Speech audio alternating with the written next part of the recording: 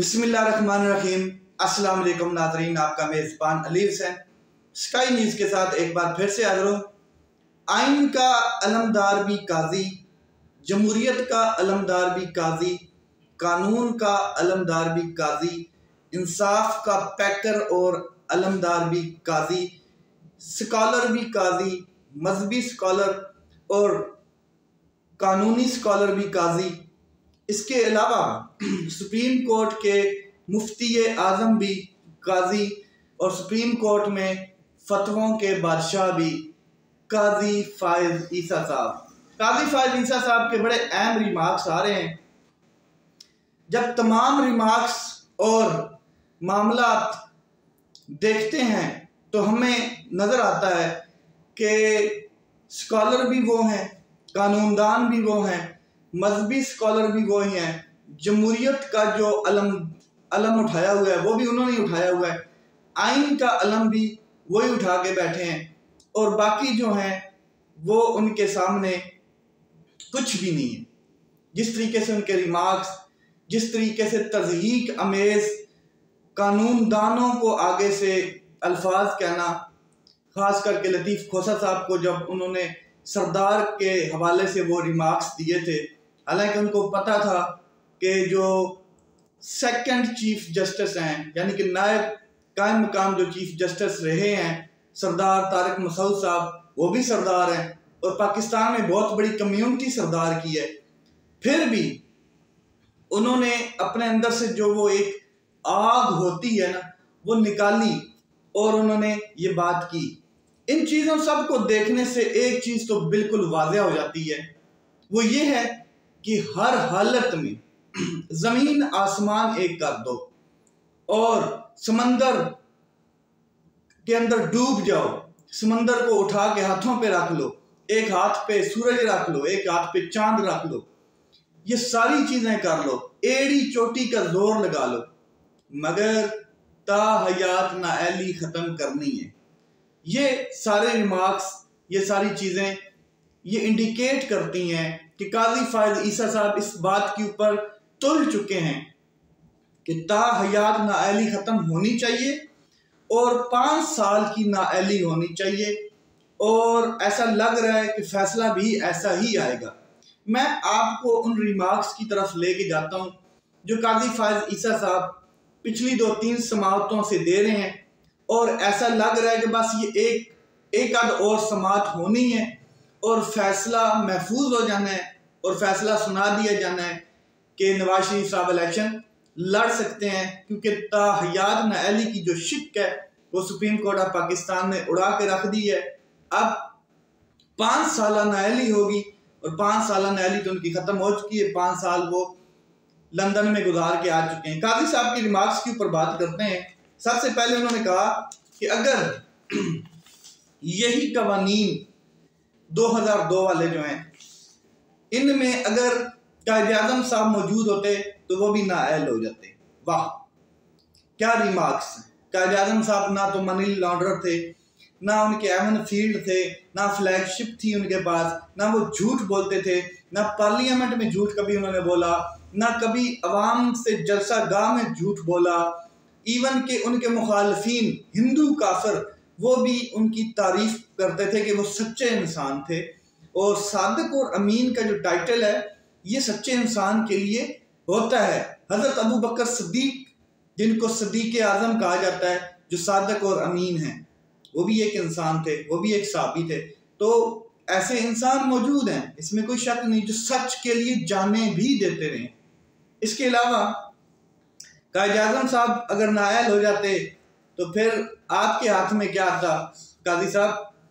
अहलियत जो है, उन्होंने कहा कि अहलियत की कुछ शिकों का ताल्लुक हक़ाइक़ से है और कुछ इखलाकियात से, तो फिर अच्छे इखलाकियात का तयन कैसे होगा? अच्छे अखलाक जो हैं, इस इंसान में अच्छे अखलाक हैं, उसका तकर्रर या तयन कैसे होगा? फिर कहते हैं कि आइन में हर जो मुद्दत है, हर जुर्म की, हर कोई भी किसी किस्म की भी मुद्दत है सजा की, वो कम अज कम रखी गई है, तो बाकी ताहयात कैसे हो सकती है? यानी कि एक सज़ा की मुद्दत नाअहली 5 साल हो सकती है। तो जो सादिक और अमीन या झूठ बोलने की जो सज़ा है उसकी ताहयात कैसे हो सकती है। फिर उन्होंने कहा कि मार्शल लॉ एडमिनिस्ट्रेटर कैसे अहलियत का मेयार मुकर्रर कर सकता है। इस्लाम भी ईमानतदार और दयानतदार होने का दर्स देता है। एक एडवोकेट ने उनको ये बात समझाई कि जनाब मौसूफ आजम साहब, काजी साहब, इस्लाम भी इसी चीज़ का दर्स देता है कि आप ईमानतदार हों और आप दयानतदार हों। तो काजी साहब कहते हैं कि इस्लाम को दरमियान में मत लाएं और इस केस में तो खास करके मत लाएं। तो फिर खुद ही आगे जाके इस्लाम के हवाले देना शुरू कर देते हैं। कहते हैं ये तो तसव्वुर इस्लाम में भी है कि गुनाहगार को माफ़ किया जा सकता है। कई मुनकर जो सिराते मुस्तकीम के ऊपर आए और बाद में वो खलीफा भी बने, ये उन्होंने रिमार्क्स दिए। फिर कहते हैं कि आमरों ने सादिक और अमीन वाली शर्त अपने लिए क्यों नहीं डाली। तरमीम गन पॉइंट पर की गई और ताहयात नाअहली की शिक भी एक डिक्टेटर ने शामिल की। मुनाफिकीन जो होते हैं, मुनाफिक के बारे में उन्होंने यानी कि इस्लाम को उन्होंने टच किया। उन्होंने कहा कि मुनाफिक काफिर से भी ज्यादा बुरा होता है। काफिर तो इल्म नहीं रखता, यानी कि काफिर का मतलब है पर्दा गिलाफ, तो काफिर तो इल्म नहीं रखता है। तो मुनाफिक इल्म रखते हुए जानते हुए सब कुछ करता है। सारी बात ठीक है जनाब। तो अगर गुनाहगार को माफ करना है तो सही है, आप फिर जो जेलों में भरे बैठे हैं लोग उनको माफ क्यों नहीं कर देते, सरेआम माफी का ऐलान करें। जेलों में जो लोग बैठे हैं उनकी तो सजाएं भी थोड़ी थोड़ी हैं, उन्होंने इतने बड़े जुर्म नहीं किए हुए। और दूसरा, अगर हर सजा की बात आप करते हैं कि हर सजा की एक लिमिट होती है, ताहयात नहीं होती, तो फिर एक शख्स को उम्र कैद क्यों दी जाती है, फिर एक शख्स को तो फांसी की सजा क्यों दी जाती है। जो माफी होती है वो गलतियों की होती है, गलतियों की माफी दी जाती है, गुनाहों की सजा होती है। कुरान पाक में भी सूरह नूर में गुनाहों के बारे में बड़ा वाज़ह बताया गया कि ज़ना की सजा क्या है, संसार कर देना, जलावतन कर देना और मार देना, पत्थर मार मार के। ये संसार करने की सजा भी कुरान ने ही बताई है। तो आप इस्लाम को टच करेंगे तो इस्लाम में तो सजा सजा है, फिर सजा के ऊपर माफी नहीं है। और काफिर के लिए भी इस्लाम में बड़ा वाज़ह कहा है कि काफिर जो होता है उसको कत्ल कर दिया जाए अगर वो उसके सामने इस्लाम का प्रचार रखा जाए और वो उसको एक्सेप्ट ना करे। इसके अलावा उन्होंने कहा झूठ बोलने वाला ताहियात नाअहल और बगावत करने वाला 5 साल नाअहल कैसे हो सकता है। तो जनाब आपके हाथ में कलम है, ताकत है, इंसाफ के उस अलम पे बैठे हैं आप, उस स्टेज पे बैठे हैं आप जो पाकिस्तान की सुप्रीम कोर्ट ऑफ पाकिस्तान है। तो आप बगावत करने वाले को भी 5 साल सजा क्यों दे रहे हैं, फिर आप उसको भी ताहयात नाअहल कर दें। इसके अलावा उन्होंने कहा है कि इलेक्शन सर पर है और जल्दी फैसला करना है। पाकिस्तानियों आप समझे सुने कि काजी साहब कह रहे हैं कि इलेक्शन सर पे है और ताहियात जो नाअहली है इसका फैसला जल्द करना है। तो नवाज शरीफ साहब को जल्द फिर रिलीफ फराहम करना है। इंसाफ के तकाजे पूरे हों या ना हो, सच हो या ना हो, झूठ हो या ना हो, लेकिन ताहयात नाअहली लाजमी ख़त्म होनी चाहिए। इसके अलावा उन्होंने आगे कहा, वो ज़रा सुने। उन्होंने कहा कि जी सारे मामले का हल इस्लाम में मौजूद है, इंसान का रुतबा बहुत बुलंद है, इंसान बुरा नहीं होता है, ये कुरान कहता है। उन्होंने कहा इसके अफ़ाल बुरे होते हैं, किसी को ताहयात नाअहल करना इस्लाम के खिलाफ है। आर्टिकल 61F ये इस्लाम के तकाजे पूरे नहीं करता। अगर कोई शख्स गुनाह से तौबा कर ले तो माफ़ी मिल सकती है। उन्होंने कहा शुक्र है आर्टिकल 62(1)F का मेयार जजेस के लिए नहीं है। मैं तो डर गया था कि पार्लियामान में ये हमारे लिए मुकर्रर नहीं किया गया।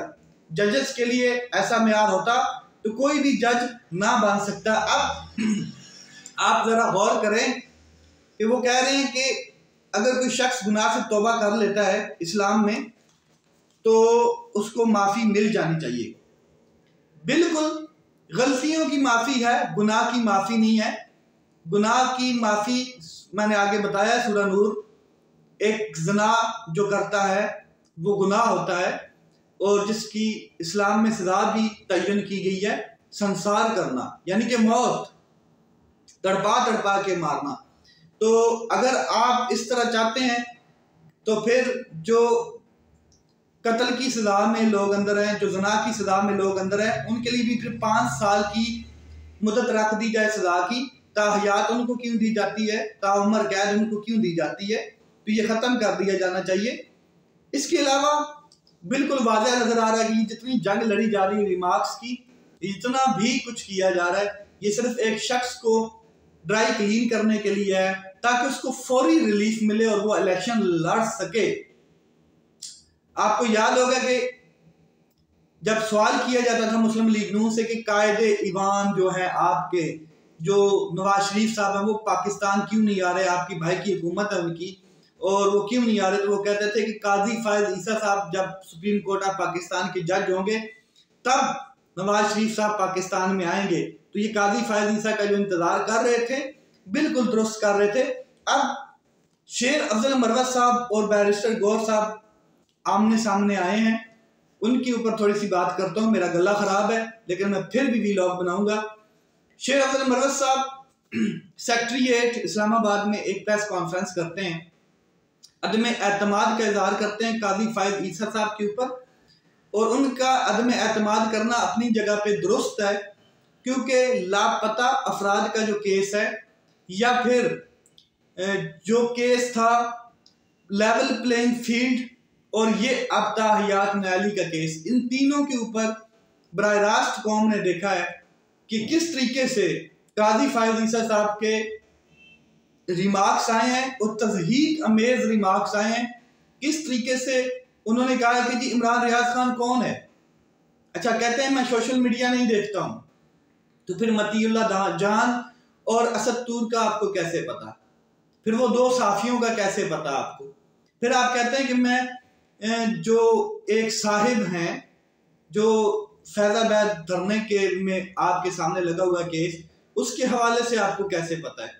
ये सारी चीज़ें आप वहाँ पे रिमार्क्स में पूरी कौम ने देखा।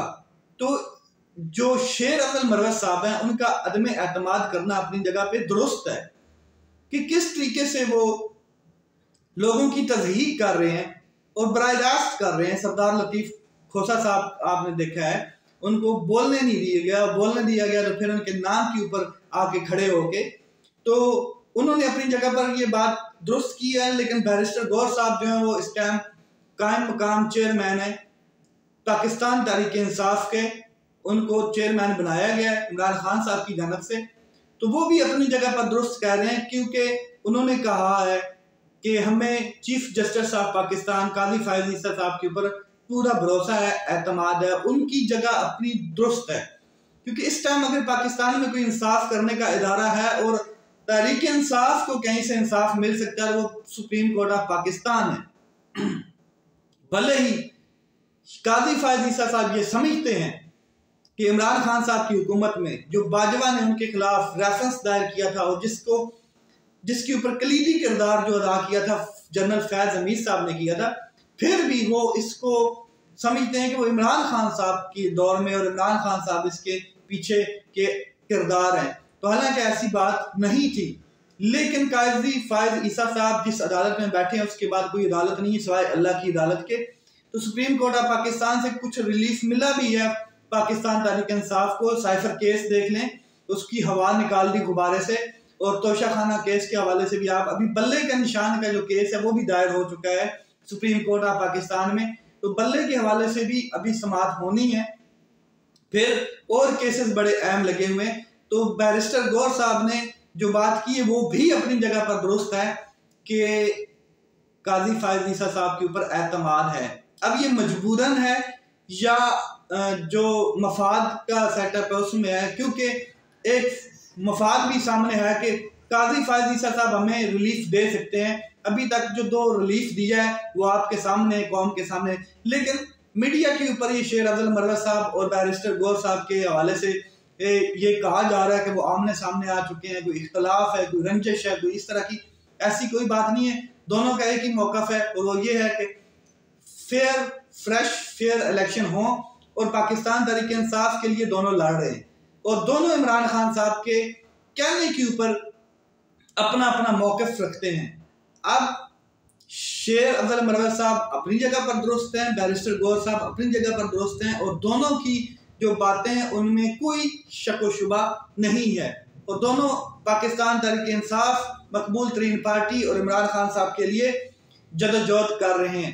अब ता हयात नाअहली का फैसला जल्दी आने वाला है। कौम ये समझ चुकी है, कौम ये देख चुकी है कि रिलीफ दिया जाना है नवाज शरीफ साहब को। लेट्स सी क्या होता है। अपना ख्याल रखें, अपने भाई के चैनल का ख्याल रखें। पाकिस्तान जिंदाबाद।